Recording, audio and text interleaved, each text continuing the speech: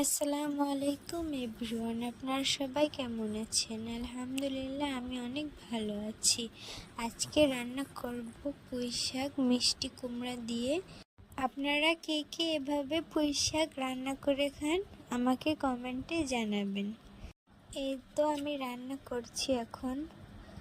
পেঁয়াজ মরিচ আগে ভেজে নিলাম, তারপরে আদা রসুন হলুদ পরিমাণ মতো হলুদ লবণ মরিচ দিয়ে মশলাটা কষালাম।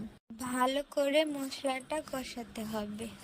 কষানো হয়ে গেলে এখন আমি পুঁই শাক আর মিষ্টি কদু দিয়ে দিব। মিষ্টি কুমড়াগুলো একটু বড় বড় আকারে কাটতে হবে, না হলে গলে যাবে। এই তো এখন আমি পুঁই শাক আর মিষ্টি কদুগুলো ভালো করে কষাবো। কষানো হয়ে গেলে একটু পানি দিয়ে সিদ্ধ করব।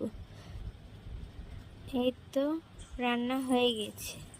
আজকের ভিডিওটা এই পর্যন্তই। ধন্যবাদ।